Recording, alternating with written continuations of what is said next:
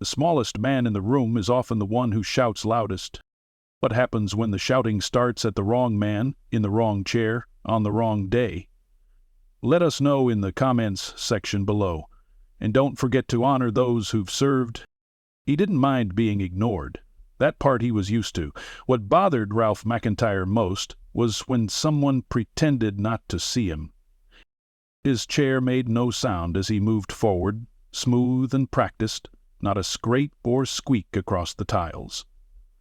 The dull gray TSA ropes snaked between chrome stanchions, forming a maze meant to organize the chaos. But Ralph didn't need organization. What he needed, what he expected, was respect. He got neither. "Sir," I said, "you need to wait in line like everyone else."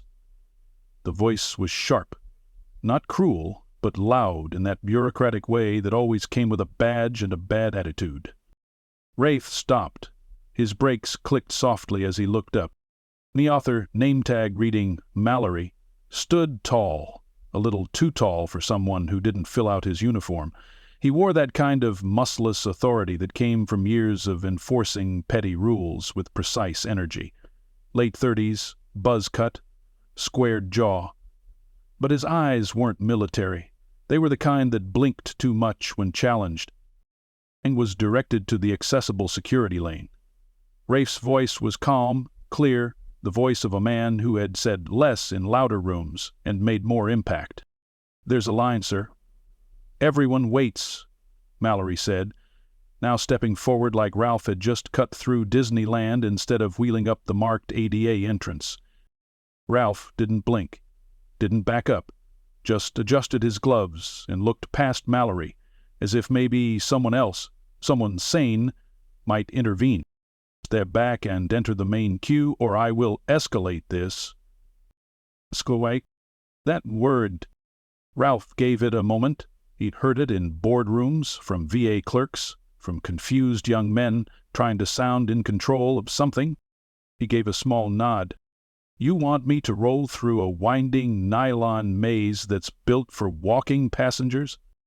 "I want you to follow procedure, sir," Mallory said, loud enough for a few nearby travelers to look up from their phones. Ralph didn't like scenes.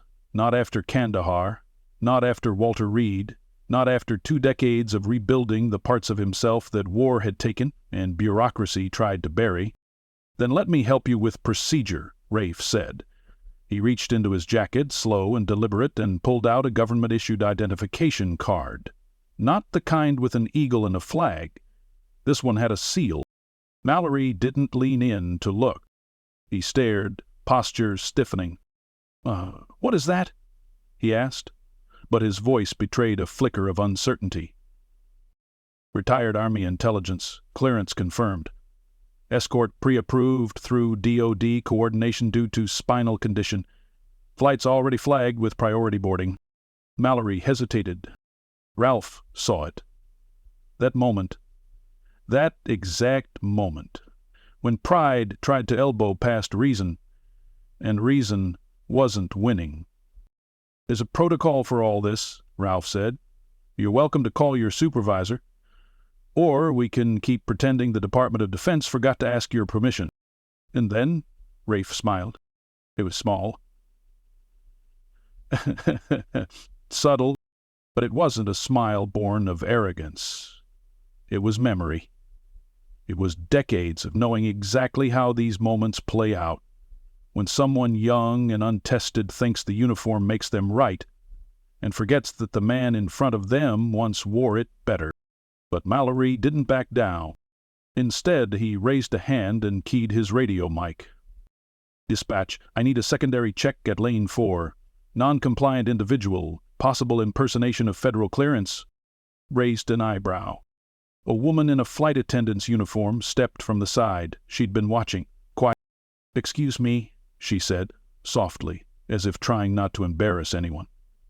"He's one of our Priority 1 passengers. The file came through last night. I can confirm his escort and chairhead clearance." Mallory's jaw clenched. It was subtle, but his fingers flexed on his belt. "I'm still calling this in," he muttered, stepping back to his post. "That's your right," Rafe said. "And I'll still be on the plane." "That's mine." He didn't wait for a reply. The attendant smiled at Ralph as she guided him forward. He thanked her, quietly. She didn't ask what had happened. She didn't need to. Inside, behind security, it was all low ceilings and fast footsteps. Rafe moved slowly, not because he had to, but because he'd learned the value of pacing. Fast movements made people nervous. Measured ones made people remember you were in control. He parked near the gate, sipping water from a bottle she handed him, glancing toward the window. Mid-slight wouldn't be long now. Behind him, a man in civilian clothes took a seat 2 rows away. He was pretending to read. Ralph noticed him the moment he sat. They always think they blend in. He smiled to himself, reached into his bag, and pulled out an envelope. The return address was blacked out. Across the concourse, Officer Mallory stared from a distance, arms crossed, face unreadable. He wouldn't let it go. Ralph didn't need him to. He'd already placed the call. Before the chair, before the checkpoint. The Pentagon would be watching now. And Mallory? He was just another man with a badge, about to find out who was really giving the orders. The voice crackled faintly over the gate's loudspeaker. "Final boarding call for Flight 718 to Washington, D.C." But Ralph McIntyre didn't move yet. He never rushed for anything anymore, not because of his spine, not because of the metal that now lived in his lower back like a coiled snake, but because rushing was for people who didn't know where they stood. Ralph always knew. His was a life built on certainty, calculated risk, and a constant awareness of what people thought they knew and what they never saw coming. He glanced again at the man, pretending not to watch him. He was seated behind a newspaper, an actual paper, not a tablet, and held it with too much symmetry for someone who was reading. His shoes were polished, his haircut was regulation, and the way he adjusted his coat collar every 4 minutes told Ralph 2 things. He wasn't used to sitting still, and he hadn't yet made contact. Ralph preferred it that way. Let the watchers stew. Let them wonder why a man in a wheelchair, dressed in old black boots and a jacket too crisp for civilian life, was heading into the Capitol with a sealed envelope and a silence that felt heavier than luggage. He rolled forward, handing the agent his ticket and ID. She smiled too brightly, probably trained to compensate for the chair. He didn't falter. Sympathy was often a kindness before it turned into condescension. "Safe travels, Mr. McIntyre," she said. Ralph nodded once and wheeled through the gate. The jet bridge was a narrowing tunnel, dimly lit and hollow with anticipation. Most passengers had boarded, and those who lingered gave him that glance he'd come to expect, the double-take, followed by the awkward turn-away. Was he wounded? Born that way? Old war dog, or just another guy with insurance paperwork and a prescription list longer than his arm? None of them ever asked. That would take guts. He stopped halfway down the bridge. Behind him, the man with the newspaper entered the tunnel, this time holding nothing at all. "I was wondering when you'd break cover," Ralph said, still facing forward. The footsteps paused, just for a breath, then continued. "I wasn't assigned to make contact, just observe." The voice was clean, young, government-trained.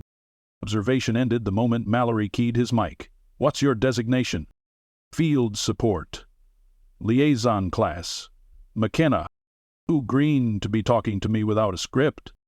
"I wasn't briefed fully on your record, only on the current transit." Ralph gave a short, humorless chuckle. "Of course you weren't. I'm buried under more red tape than a war crime inquiry." McKenna stepped closer, now just behind him. "I was told to stay close. Escort if needed. That's it." "And yet," Rafe said, finally turning his chair, "you're here." McKenna nodded. He couldn't have been more than 35, face still unlined, but eyes trying to grow older with every shift he took. The man was nervous, though hiding it well. "Your file's difficult to navigate." "It's classified," Ralph corrected. "Not difficult." A beat passed. Then Ralph wheeled forward again. "Let's go," he said. "You can brief yourself on the plane." They boarded together, but not side by side. Ralph's aisle seat, 3C, was already cleared, and the flight attendant, the same one from earlier, gave him a knowing smile. "We've got extra storage in the bulkhead if you need it," she whispered. Rafe nodded. She was good. Smart. Quiet. The kind of person who paid attention without looking like she was. As McKenna moved past them toward Coach, Ralph caught the faintest hesitation. The agent didn't like being separated. That was fine. Trust needed to be earned. The flight took off without incident. Ralph watched the earth fall away through a small window, eyes unmoving even as the captain made his cheerful announcements about altitude and snack service. Once the sky turned into a washed-out haze and the seatbelt light blinked off, Ralph leaned back and reached for the envelope tucked under his vest. It was thick, not new, worn along the corners from being handled too often. The seal wasn't governmental. It was personal. A black and silver insignia, a folded flag flanked by stars, not a unit crest, a symbol, one that only a few in the world would recognize. He stared at it for a long time before opening it. Inside, the papers were folded with military precision. Letters, maps, photos printed in faded ink. One of them was just a pair of boots on a dirt road, a single prosthetic leg beside them. Another was a hospital chart with all identifying details blacked out except the note in the margin. McIntyre debriefed, denied by DHS, per Pentagon override. He read slowly, deliberately, as if reminding himself that this was still real, that this wasn't just the ghosts knocking. Across the aisle, the woman 2 seats away kept sneaking glances, not rude ones, curious. She was traveling alone. Mid-40s, tired eyes, wedding ring missing a stone. Maybe someone's wife, maybe someone's widow. Ralph gave her a nod when she looked again. She blushed, then smiled, then turned back to her Kindle. The hum of the plane softened everything, until it didn't. At exactly 32 minutes into the flight, the intercom buzzed. "Mr. Ralph McIntyre, please press your call button." Every head turned. Ralph didn't move, at first. Then, with a calm precision, he raised his hand and clicked the small silver button above him. The attendant returned, but this time she wasn't alone. The pilot stood behind her, and he looked pale. "There's a secure message for you, sir," the pilot said. "From the Pentagon. It's been routed through our cockpit." Ralph nodded once. Understood. The attendant moved aside as he wheeled down the narrow aisle past curious faces and hushed whispers. McKenna stood just as Ralph passed. "They're escalating," he said, low. Ralph said nothing. Inside the cockpit, the message was displayed on a small console screen used for secure communiques. The pilot stepped back, clearly unnerved. Ralph leaned in. "Ari. MS Kinty. Escalation authorized. DOD Con. Operation Shield Legacy Act.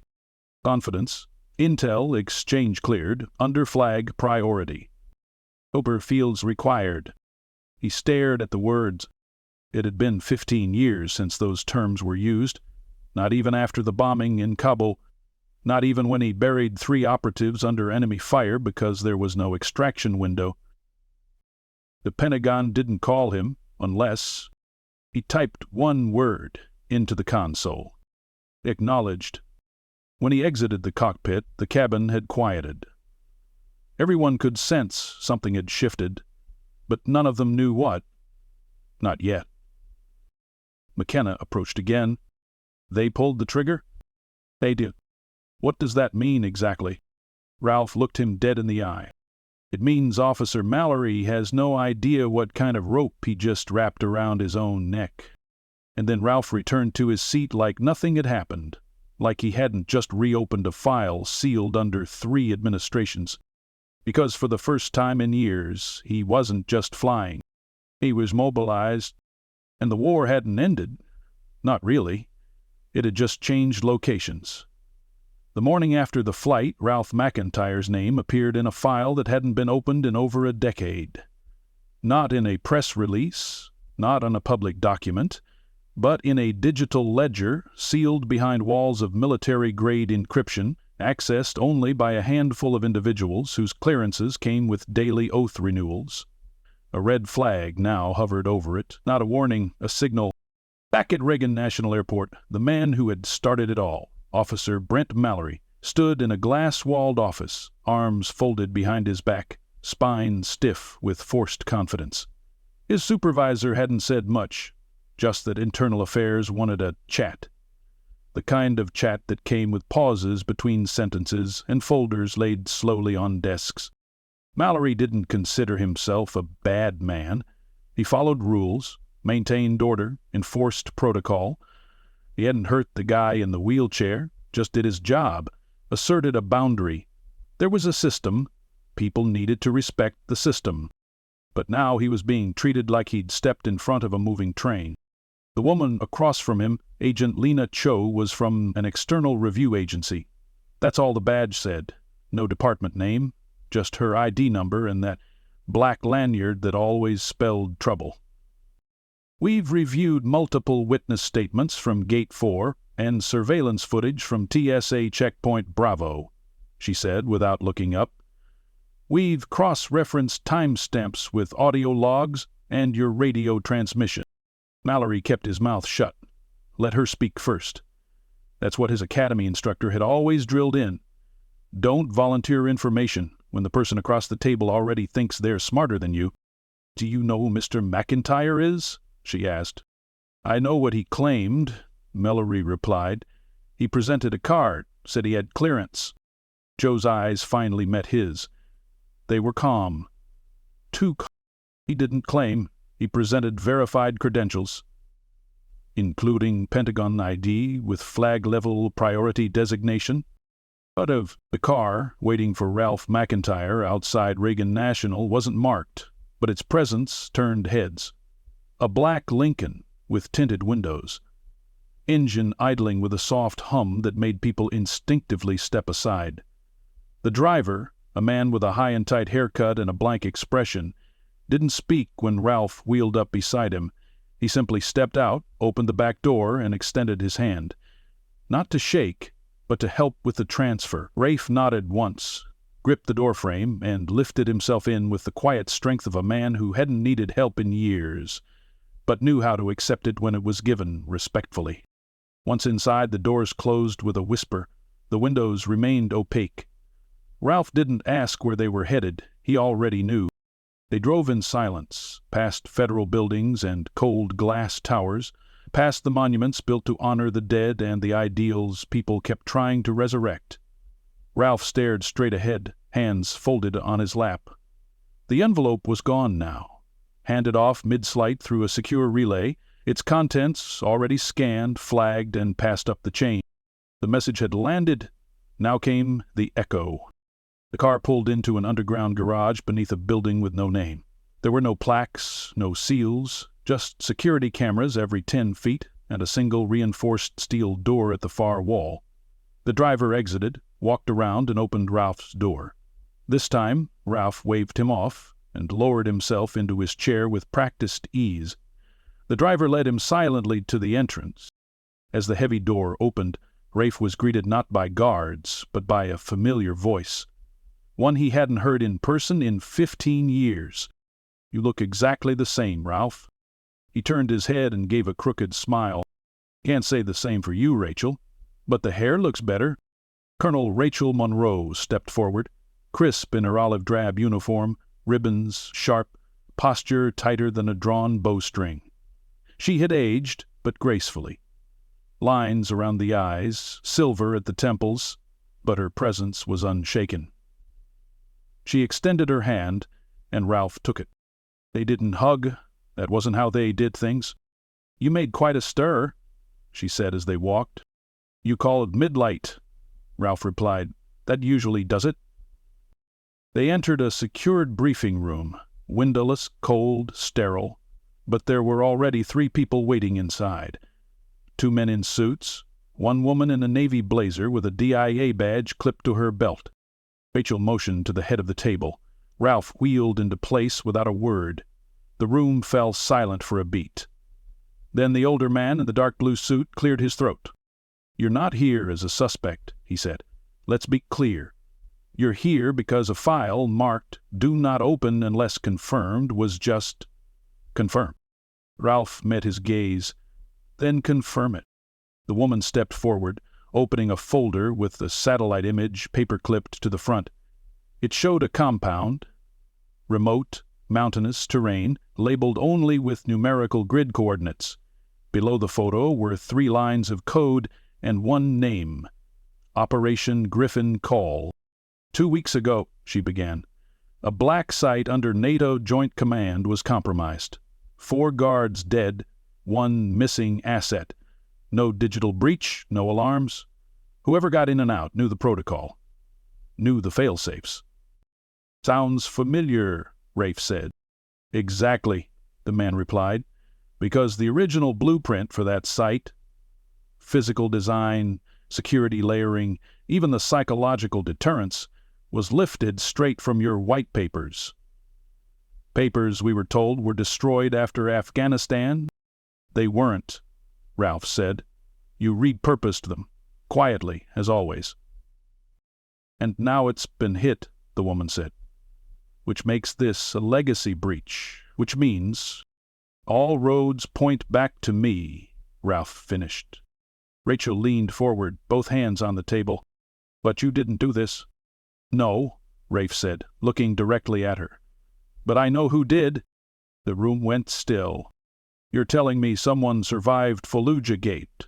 the man in the gray suit asked. Ralph nodded slowly. Holden didn't just survive. He watched, learned, waited.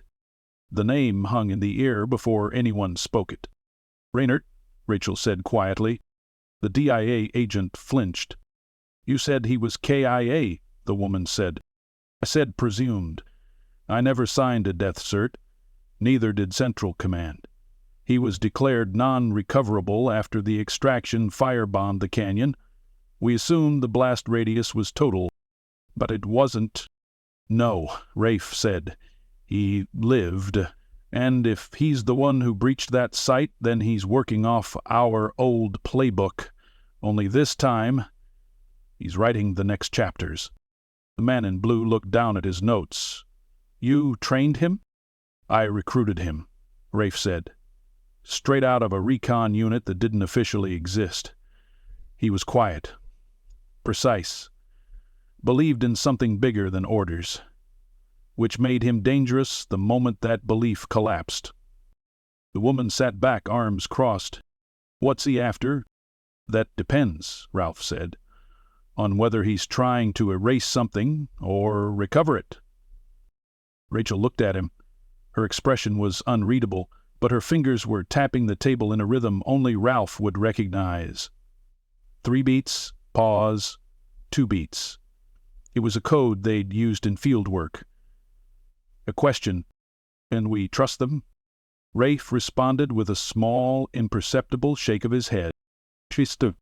"We need a debrief alone." The others hesitated, then, slowly, filed out. When the door closed, Rachel sat down again. "You knew this was coming, didn't you?" Ralph's face hardened. "The moment Mallory stopped me at the airport, I saw it. Not just his ignorance, the timing, the patterns. It's not about him. He was a signal. Something's moving under the surface, something familiar. Raynard hunting? Or he's testing. He knows I'm still active, still watching. That airport stunt, that wasn't chance, it was a poke, a provocation." Ralph nodded. "Rayner always knew how to bait a wire without triggering it. Now he wants me back in the open, but not to kill me. No, he wants me to see what he's doing." Rachel leaned back, exhaling slowly. "We thought we buried this. You swore never to activate again." "I didn't," Rafe said. "The Pentagon did, but they forgot something." "What's that?" He looked at her, voice steady. "Some of us don't bury the flag, we carry it. The silence in the room turned heavy again, but this time it was charged with something else. Not tension, readiness. Rachel stood. Then it's official. You're activated. As of this moment, Operation Shield Legacy is no longer classified. We reopen the file, we trace the breach, and we stop Raynor before he makes his next move. Ralph rolled forward toward the door. We won't stop him, he said, almost to himself. She froze. We expose him. The warehouse was somewhere off Old Ox Road, nondescript, industrial, and surrounded by the kind of silence that felt too engineered to be natural. The building was long forgotten, except by the few who still whispered about it in secure circles. No signage, no active electricity, just a keypad, a rusted camera that no longer blinked, and a retinal scanner hidden behind a slab of peeling metal that didn't even look like a door. Ralph McIntyre's left eye scanned green. The slab shifted, opened with a hydraulic sigh, and welcomed him into what had once been known as Station Echo. A shadow project inside a shadow agency, long since decommissioned, but never dismantled. That was the problem with secrets.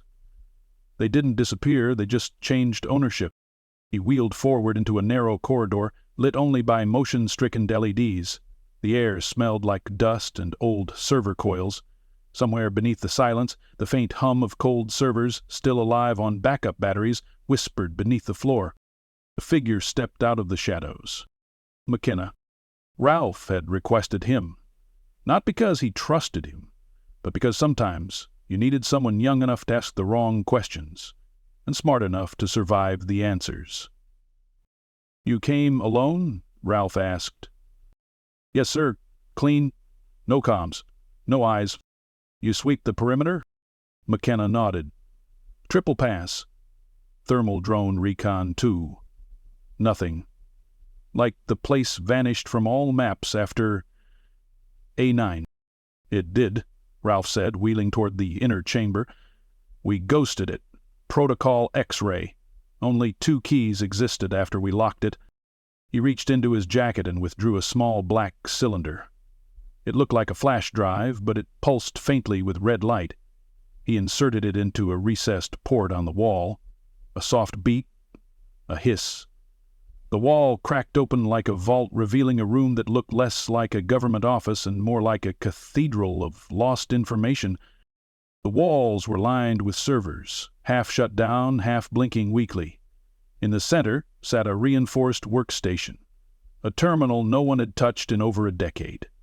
Ralph wheeled up to it and inserted the second key, a worn dog tag that looked like nothing more than a keepsake. The machine powered on, lights flickering to life. Formalized when...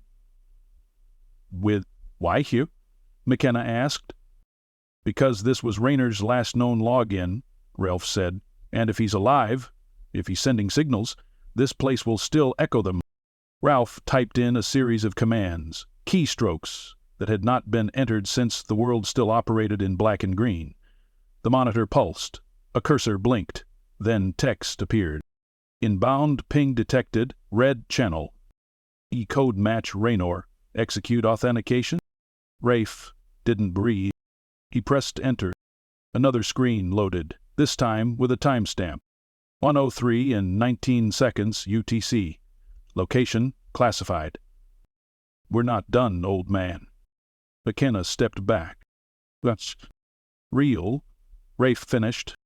A low tremor entered his voice. Not fear, recognition, the kind of clarity that made the hairs on his arms rise beneath the jacket. "He's baiting me." "Why now?" McKenna asked. "What's changed?" Ralph leaned back in his chair, letting his mind unspool. The years rewound behind his eyes. "In Fallujah," he said slowly, "Raynor broke ranks. We didn't know why. One of the extraction teams was ambushed. 5 KIA, 3 MIA. He was never found. They blamed him, said he deserted." "But you didn't believe that?" "No," Ralph said, "because he left something behind. A coin." One I gave him.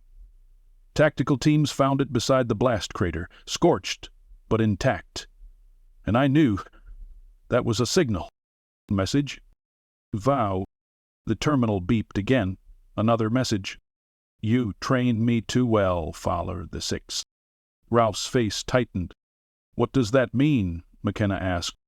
Ralph didn't answer immediately. He was staring at one of the server racks, eyes narrowing.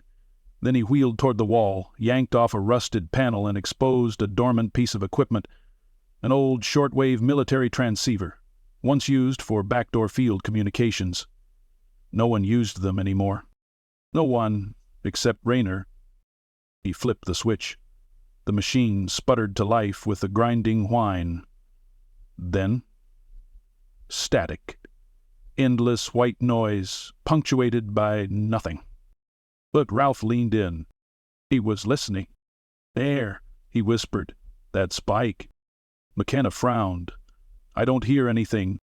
Ralph adjusted the frequency manually, tuning by hand, until the static gave way to a whispering hum. Then, briefly, a pulse. 3 short tones. A pause. 2 long tones. Then silence. Old recon code, Ralph said. Coordinates. He scribbled them on the notepad beside the terminal. McKenna looked over his shoulder. It's outside D.C., about an hour north. It's not a meeting point, Ralph said. It's a broadcast node. He's using abandoned DoD repeaters, masking his trail in dead government system. McKenna stood back, absorbing the information. Why play games? Why not just confront you? Because he's not here to fight, Rafe said. Not yet. He wants me to understand what he's building. He wants me to see the system fail from within. He's showing me that everything we protected, everything we thought we'd locked down, isn't locked at all. The static pulsed again. Another message. Walk away. Route. Or watch it burn. Ralph read it and shut the machine down with a single, deliberate switch. He turned to McKenna. Pull the SAT scans. Now, I want a bird over that coordinate grid in 10 minutes. Use FalconNet and get Monroe on a secure line. But McKenna didn't hesitate. As he worked, Rafe sat quietly for a moment, staring at the floor. The concrete was cracked, old, but beneath the dust a faint stencil still showed. An eagle, clutching 13 arrows. Their old unit seal. He ran his hand over it slowly, and then the echo in his head returned. Raynor's voice, from a decade ago, just before the canyon fire, just before everything burned. They don't care what we bury, only what we protect. And now all of it was coming back. Only this time Raynor wasn't hiding in shadows. He was the shadow. Ralph rolled back from the seal, turned toward McKenna. All in the team. A team. Ralph looked at him. The ones like me. The ones they tried to forget. And at that moment McKenna understood. This wasn't just about stopping one man. It was about resurrecting what they thought had died with the files. The air over northern Virginia shimmered as the late sun dipped low across the tree line. From above, the forested ridge near the old transmission station looked like any other patch of woods, unremarkable, even dull. But buried beneath the dirt and decay sat a Cold War-era bunker, decommissioned before most of the current command staff had been born. It was never on any satellite log, no public record. Only a few retired mines remembered it. One of those mines had just reactivated. Ralph McIntyre wheeled slowly up the gravel path flanked by 2 other vehicles. McKenna was already ahead of him, scanning the perimeter with a suppressed carbine tucked tight to his chest. Behind them, the second SUV emptied its passengers, 4 older men and women, none in uniform, all moving like they remembered how to walk into fire. No names were spoken, no greetings, only nods. They had been called, and that was enough. Ralph pressed his palm against the rusted entrance pad, just below an old sign etched with fading numbers. S49. The door let out a hollow click, then rolled open with a reluctant groan. The team entered. Inside, the air was dry and heavy with dust. But the bones of the place were solid. Steel beams, cinder block, rows of ancient lockers, maps and abandoned comm equipment still bearing the ghosts of missions never filed. Ralph moved past them like he was back home. The bunker's heart was a single war room, a circular table, map screen, and, at its center, a cylindrical terminal that still flickered to life with a low surge of static when Ralph activated the backup batteries. It was primitive by today's standards. But the enemy knew that, which is why it still worked. McKenna took position at the map station, feeding in the grid data they'd pulled from Rayner's coded signals. A small red dot appeared over the Chesapeake corridor. Mobile, traveling slow. "He's moving," McKenna said. "About 50 miles east. Looks like he's using the old fiber-spin towers to leapfrog transmissions. Radio signal bounces every 4 minutes." "Then he's already broadcasting," one of the others said. Callahan, a former signal analyst from their unit. "But no one's listening yet." "That's what he wants," Ralph said. "He's been building a signal, layering frequencies, weaving in old clearance pings and ghost data. When it hits the right relay node, every dormant system from Baltimore to Langley will activate." "Activate how?" McKenna asked. "Not with explosions. With deception," Rafe said. "False authorizations, automated codes from dead handlers, clearance chains that shouldn't exist anymore. But they do, because we taught the system to never erase anything, just to bury it under more clearance." McKenna stared at the map, silent. "You're telling me he can give fake orders to active assets?" "I'm telling you he can activate every cold asset the country forgot existed," Ralph said. "Not to fight a war, but to prove one thing. That we never had control," Callahan muttered. Ralph nodded once. "Unless we beat him to it." There was a pause, a heavy silence that filled the room like smoke. Then Ralph turned his chair to the side wall, where a recessed panel sat half-covered in grime. He reached up, pried it open, and removed a black case the size of a small toolbox. McKenna stepped closer. "What is that?" Rafe didn't answer right away. He opened the case. Inside sat a device, wrapped in heavy shielding, with a single switch protected by a double-swieled cover, and a handwritten note taped across the top. "Do not engage unless cipher red is active." Ralph peeled the note off and handed it to McKenna. "We called it the fail-safe," he said.